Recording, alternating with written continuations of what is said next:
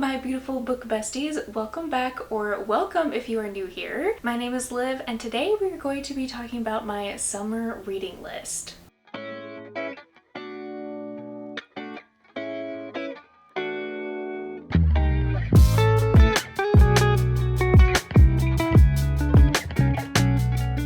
I don't know about you guys, but I struggle big time to come up with some of these seasonal TBRs because my list could be forever long. But I decided this year to curate a more realistic list, not only books that are summery vibes, but new anticipated releases that I know I'm going to be reading. So this is going to be a good mix of summer recommendations, but also some anticipated releases, but also just some books that I've had on my physical TBR for way too long. I have a wide variety of genres that I'm going to share with you today, including thrillers, including fantasy, and of course some cozy mysteries. Speaking of cozy mysteries, you guys know how much I love to do cozy hobbies while listening to an audiobook, which leads me to talk about Skillshare. I have always wanted to teach myself how to crochet. That seems like a very specific thing, but you guys probably know what I'm talking about when I mention these cute crochet book sleeves that everybody apparently is learning to make. Summertime for most of us, we're taking time off work, we slowed down a little bit, so what better way than to pick up a new skill this summer? You've probably heard of Skillshare before, but in case you haven't, Skillshare is actually the largest online learning community for all types of creative people. They have all different types of topics to learn about, from film to illustration to design to freelance and even to productivity, which I feel like we all need sometimes. One of my favorite things about Skillshare is their learning paths, which are curated sequential class collections to help you master a specific skill. Another thing that I really love about Skillshare that I have been experiencing while taking this crochet class is I am a very visual learner. I learn by doing, and so I love that we get that approach with Skillshare because they offer these little projects that you can do on your own, and you can also talk about it with other people in the community taking that same class. So if you are like me this summer and your work's a little bit slower, you can join me over on Skillshare by clicking the link in my description below. The first 500 people to use my link in the description below will actually get a free month's worth trial, and these spots go really fast, so I would say run, don't walk. Go ahead and check out their website and see if there's something over there that interests you this summer. Thank you so much to Skillshare for sponsoring this video, but let's just go ahead and dive into our first book. I don't know what it is about summertime that makes me really want to get into cozies again, but Smile Beach Murder by Alicia Bessette is one that has been top of my radar for a very long time.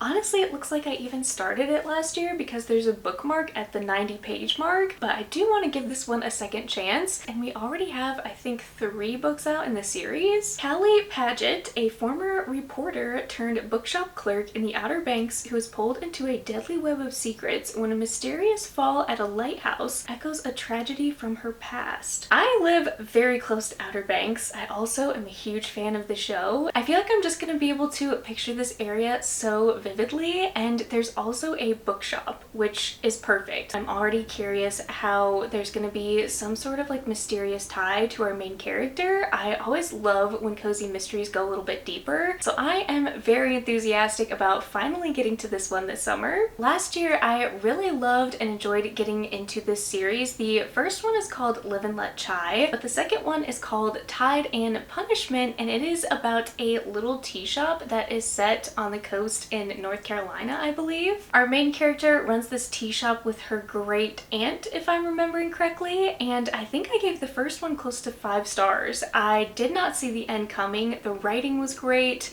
It was just a very great pace, and none of the side characters were too cheesy or anything, so who knows, I might even go ahead and binge more of these this summer. We talked about some cozy mysteries, but let's go ahead and talk about some mystery thrillers, starting with Middle of the Night by Riley Sager. I mean, all of us are just chomping at the bit to get this book in our hands. It comes out in less than 2 weeks, and I literally cannot wait. I'm going to be staking out at Barnes & Noble at 8 a.m. just so I can get my hands on a copy and probably binge read it that day. If you don't know anything about this book, it's about 2 friends who are young boys, and one of them goes missing when they are, I think, camping in their backyard. And I believe most of the book follows one of the friends who is now older, goes back to the neighborhood and is trying to uncover the mystery of what happened to his friend that night. I don't know what route this is gonna take. In true Riley Sager fashion, he's gone completely off the rails with a lot of his books. I do not know what to expect from this. I am only hoping that this is going to be another 5-star book. We also have Look in the Mirror by Catherine Steadman, and I could not be happier that we're getting a tropical themed book from her. I honestly can't even remember what this book is about other than it's a tropical island, and I really loved the family game. Her writing is just impeccable. The pacing, the spookiness, all of those different elements that I love in a mystery thriller was done so well in that book,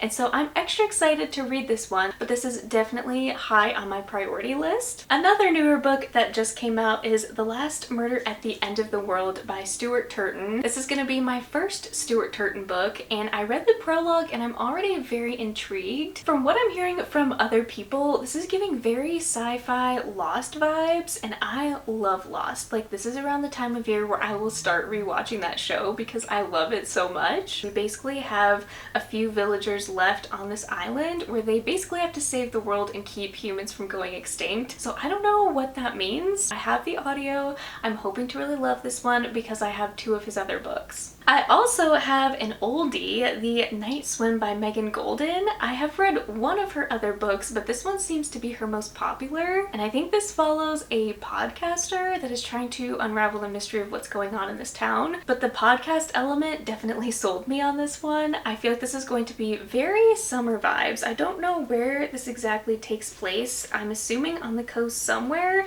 I've had this arc for a very long time, and it's about time that I read it, and if I'm gonna read any thrillers this summer, why not make them summery? Next, I have a new purchase called The Vacation by John Mars. I think this recently got a cover redesign. I saw this on the shelves and I was like, I don't think I recognize that one, or they just never have it in stores. I'm hoping this will be what I wanted the new Ruth Ware to be. It sounds incredible. How far would you run to escape your past? Venice Beach, Los Angeles, a paradise on earth. Tourists flock to the Golden Coast and the promise of Hollywood, but for 8 strangers at a beachfront hostel, there's far more on their minds than an extended vacation. All of them are running from something, and they all have secrets they'd kill to keep. I've watched the one on Netflix, but that's about the extent of my knowledge of his storytelling. I feel like he writes some pretty good thrillers. Like, I don't usually hear anything bad about his work. It actually came out in 2015 with the title of Welcome to Wherever You Are, so if that's of any importance to you. But yeah, this is definitely an older book. It's 9 years old, but I'm still really intrigued by it. The next book that I'm so incredibly excited to start is Pride and Prejudice by Jane Austen. Yes, I am hosting a readathon about Pride and Prejudice, and no, I have not read Pride and Prejudice yet, so this is going to be the summer that I finally do that. This year is just the year of finally reading some classics that I grew up with, that I loved the movies or the films of. If you want any more details about the Pride and Prejudice readathon that's happening later this month, you can get all of the details in the description below or over on my Instagram. I feel like I've never really gravitated towards romance books, and this is considered romance until like last year I started reading romance. This one I feel like is the original romance book, if you know what I'm saying, so I feel like this is a must read for me. We also have a novel love story by Ashley Poston that is coming out this month as well, that I am so excited for. Very disappointed I did not get into her tour or her book signing, but that's okay. I'm definitely going to be picking this book up the day it releases and reading it for the Pride and Prejudice readathon. This book is for the bookish people. It's about an author who owns a bookshop, and I think she starts meeting characters from her book or characters from books. I'm not exactly sure, but any type of magical realism weaved into romance is my jam, and Ashley Poston knows how to do that so well. So even if you're not a fantasy reader, I definitely recommend checking out her books, and I know this is going to be another 5-star read. We also have The Paradise Problem by Christina Lauren. I have yet to purchase this book myself, but it has been a while since I've read a Christina Lauren book, and I've actually really enjoyed every single book that I've read from them, so I feel like it just just makes sense to read another tropical romance book because it's the perfect time of year. I'm seeing pretty good reviews about this one, even though I literally know nothing. So this is just gonna be a book that I keep tucked away to see if I'm in the mood for at some point.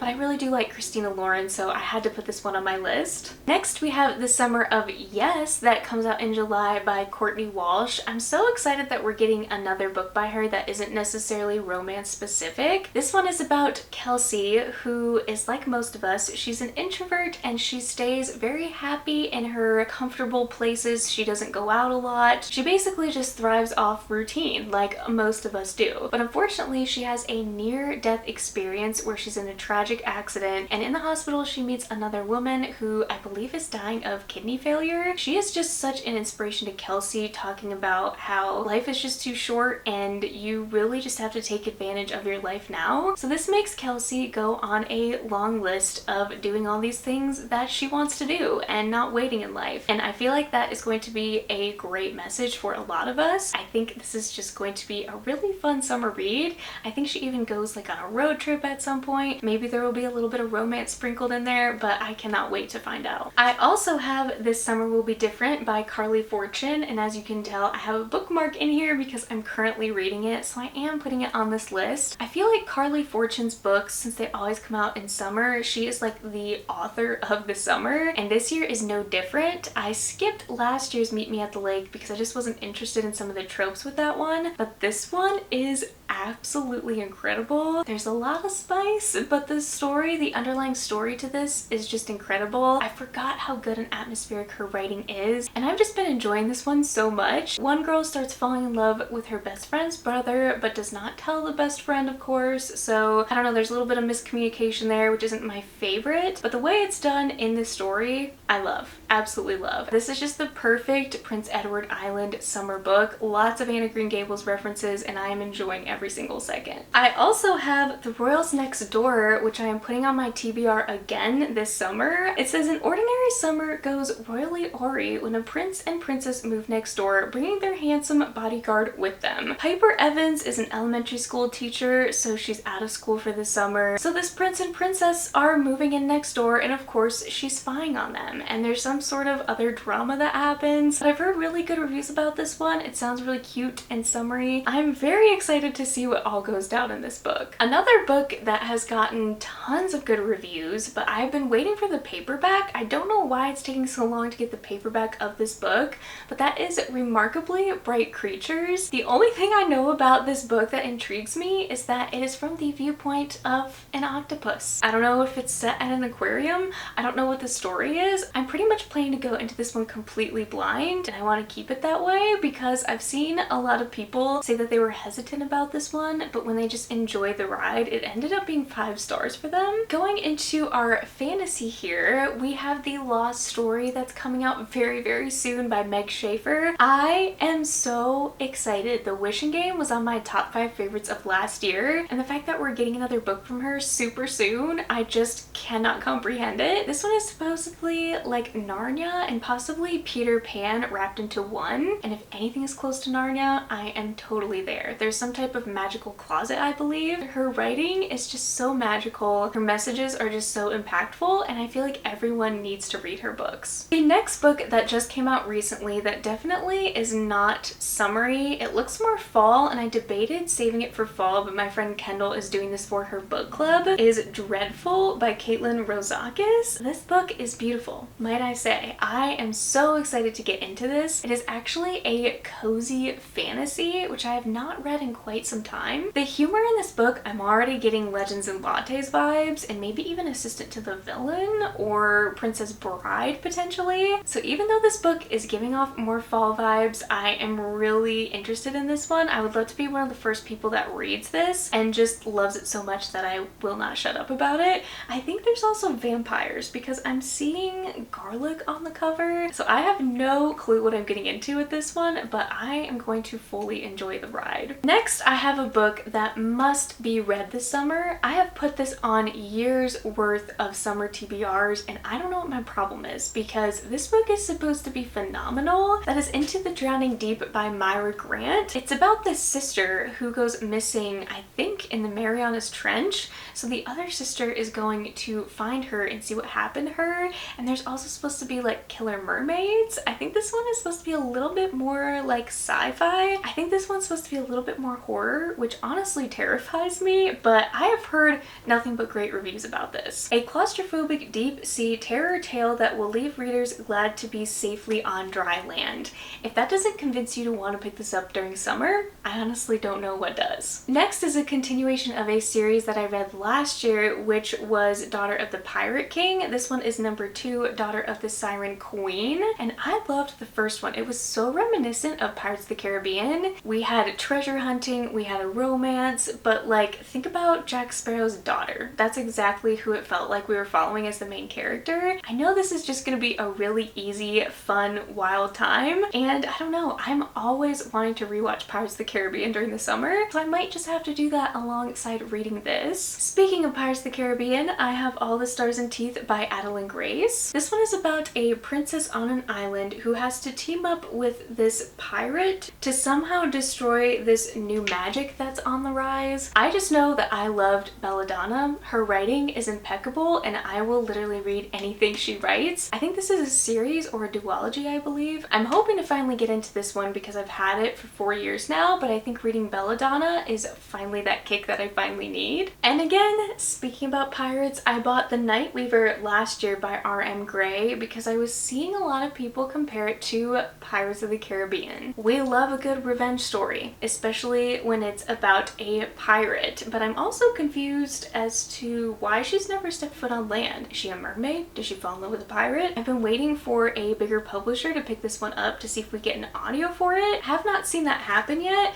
but I have heard really good things about this. Like, I want to read this right now. This sounds like exactly what I'm gonna want in a summer fantasy. Next, you guessed it, we do have another pirate book called The Adventures of Amina al-Sarafi. This is a book that I have seen everywhere. A new trilogy of magic and mayhem on the high seas in this tale of pirates and sorcerers, forbidden artifacts and ancient mysteries, in one woman's determined quest to seize a final chance at glory and write her own legend. She has to somehow go find someone else's kidnapped daughter, I think, to be a part of this ship. I didn't realize I would be seeing such a theme about pirates this year, but I guess that's just gonna be my theme of summer. Last but not least, I have Fathomfolk by Eliza Chan. Again, not a book that I know a lot about, but I do know there are mermaids, or there is a siren that has been forced to somehow save her town. And because this is full of Asian culture, I feel like it's just gonna make such a vivid, fun story. Perfect for fans of Jade City, The Bone Shard Daughter, and House of Earth and Blood. If anybody mentions Sarah J. Maas at all, I am 100% on board. Last but not least, you guys know I have to throw in a graphic novel because I'm going to be reading a lot of big pirate fantasies apparently.